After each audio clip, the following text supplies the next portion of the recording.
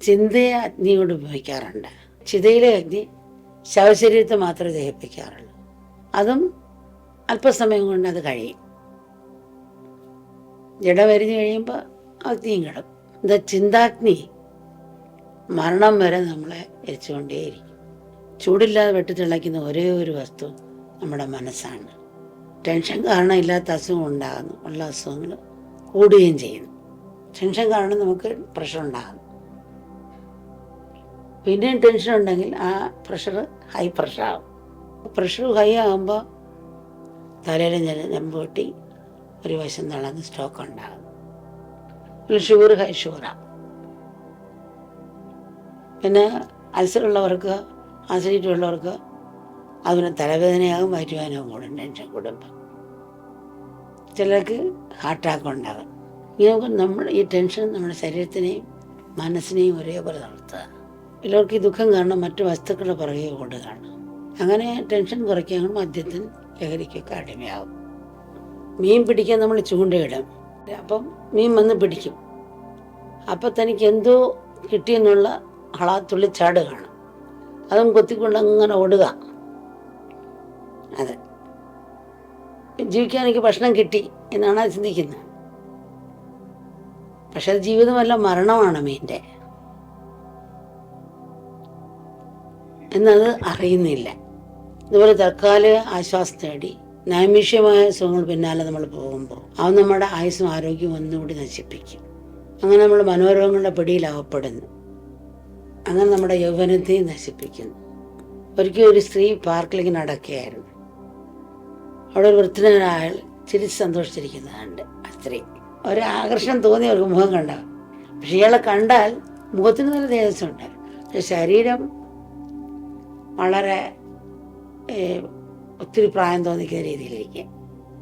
ആ സ്ത്രീ അദ്ദേഹത്തോട് ചോദിച്ചത്, നിങ്ങളുടെ മുഖം എത്ര പ്രസന്നമാണ്, ഈ സന്തോഷത്തിൻ്റെയും നീണ്ട ജീവിതത്തിൻ്റെയും രഹസ്യം എന്താണ്?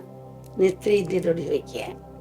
അതോ ഞാൻ കിടക്കുന്ന കിടക്കേ കിടന്നതിന് 2 കുപ്പി വിസ്കി കുടിക്കും, പിന്നെ അങ്ങനെ തന്നെ കിടന്നുകൊണ്ട് ഒരു പാക്കറ്റ് സിഗരറ്റ് വലിക്കും, ഉച്ചഭക്ഷണത്തിന് കോഴി വറുത്തതും മാട്ടിറച്ചി കറിയും കൂട്ടി സുഖമായി ഭക്ഷണം കഴിക്കും, മുടങ്ങാ ദിവസവും കഞ്ചാവ് വലിക്കും, നല്ല അടിപൊളി പാശ്ചാത്യ സംഗീതം ഇഷ്ടം പോലെ കേൾക്കും, പിന്നെ ഞാൻ വ്യായാമം ചെയ്യുന്ന പ്രശ്നമേ ഇല്ല. അപ്പം ആ സ്ത്രീ ആശ്ചര്യത്തോട് അവിടെ പറയുകയാണ് ഇയാളോട്, ഇങ്ങനത്തെ ഒരു ജീവിതചര്യം ഉണ്ടായിട്ടും ഇതുപോലെ ദീർഘകാലം ജീവിച്ച് മറ്റാരെയും ഞാൻ കണ്ടിട്ടില്ല. ആട്ടെ, നിങ്ങൾക്ക് എത്ര വയസ്സുണ്ട്? അപ്പോൾ അയാൾ പറയും 26 വയസ്സുണ്ട്. എനിക്ക് ചെറുപ്പക്കാരൻ്റെ മുഖമാണ്, പക്ഷെ ശരീരം കണ്ട ഒത്തിരി പ്രായം തോന്നും. ഇങ്ങനെയാണ് നമ്മൾ അമൂല്യമായ മനുഷ്യനെ നശിപ്പിക്കുന്നതിന്. ഒരു ധീരന് ഒരിക്കൽ മാത്രമേ മരിക്കുകയുള്ളൂ, അല്ലാത്തവരെപ്പോഴും മരിച്ചുകൊണ്ടിരിക്കുമെന്ന് പറയുന്നത് ഇതിനെതിരെ ഇതൊക്കെ കൊണ്ടാണ്. മനസ്സിൻ്റെ പ്രവർത്തനം വളരെ വിചിത്രമാണ്. ബാഹ്യവസ്തുക്കളോട് നമുക്ക് വേഗത്തിൽ വിരസത അനുഭവപ്പെടും. ഫോണും ലാപ്ടോപ്പും ടിവിയും വസ്ത്രങ്ങളും എല്ലാം നമുക്ക് പെട്ടെന്ന് മടുക്കും. അപ്പോൾ നമ്മൾ എന്ത് ചെയ്യും? പുതിയതിൻ്റെ പുറകെ ഓടും. സ്നേഹബന്ധങ്ങൾ പോലും പെട്ടെന്ന് മടുപ്പുളവാക്കുന്നു. എന്നാൽ നമ്മുടെ ചിന്തയുടെ കാര്യത്തിൽ അങ്ങനെയല്ല. പാൽ കുടിക്കുന്ന പ്രായമല്ല, കുറച്ച് വളർന്നപ്പോഴുണ്ടായ സംഭവങ്ങൾ, കുഞ്ഞിലെ നടന്ന സംഭവങ്ങളെ പറ്റി ചില മക്കൾ വന്ന് പറയും, എന്നോട് ഞാൻ സ്കൂളിൽ പഠിച്ച കാലത്ത് എന്തോ കാര്യത്തിന് ചെന്നു, അവരെ ചീത്ത വിളിച്ചു, അങ്ങനെ ചീത്ത വിളിച്ചു തന്നില്ല, അല്ലെങ്കിൽ മാമൻ എന്നോട് ഇങ്ങനെ വഴക്ക് പറഞ്ഞില്ല, ആൻറ്റി ഇങ്ങനെ പറഞ്ഞു, അല്ലെങ്കിൽ ചേട്ടനിങ്ങനോട് പറഞ്ഞു. ബസ്സിലാണെങ്കിൽ തീരെ ചെറിയ പ്രായത്തിലുള്ള കാര്യങ്ങൾ, ചെറിയ നിസ്സാര കാര്യങ്ങൾ പോലും 60 വയസ്സ് 70 വയസ്സാകുന്നവരെ ഞാൻ അവരോട് മിണ്ടയില്ല. അമ്മ എന്നെ ചെറുപ്പത്തിൽ ഇങ്ങനെയൊക്കെ ചീത്ത വിളിച്ചു, അത് ഉള്ളവരോട് മിണ്ടയിലേക്ക് ദേഷ്യമാണ്. പിന്നെ അമ്മയുടെ അടുത്ത് വന്നിട്ട് അത് കരഞ്ഞുകൊണ്ട് തന്നെ ഇരിക്കും. എനിക്ക് സഹിക്കാൻ വയ്യ, കരഞ്ഞ് കരഞ്ഞ് കരഞ്ഞ് കരഞ്ഞ് അതിനു വേണ്ടി എന്തും മാത്രം കരയും. അപ്പം ഇതൊന്നും നമുക്ക് മറക്കാൻ പറ്റുന്നില്ല. അതിനെപ്പറ്റി ഓർത്ത് കരഞ്ഞുകൊണ്ടേയിരിക്കും.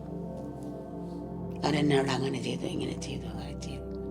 തെറ്റില്ലാത്ത ലോകത്തിൽ ആരുമില്ല. നമുക്ക് അനേക തെറ്റുകൾ കണ്ടുണ്ട്. മറക്കാനും പൊറുക്കാനും ഒക്കെ കഴിയുക. അപ്പോൾ എനിക്കത് അമ്മ മറ്റെല്ലാം പറഞ്ഞത് മാത്രം പറയരുത്, എനിക്ക് സഹിക്കാൻ പറ്റത്തില്ല അവരോട്. പിന്നെ ഒരു ഇടപ്രായമാകുമ്പോഴാണ് കുട്ടികൾക്ക് എപ്പോഴും പുറത്തോട്ട് പോകാനാണ് ആഗ്രഹം, ഫ്രീഡം വേണം. അല്ല കൂട്ടിലിട്ട് വളർത്തുന്ന കിളിക്ക് എപ്പോഴും വെളിച്ചോട്ട് പോകാനുള്ള വെപ്പളം പോലെ.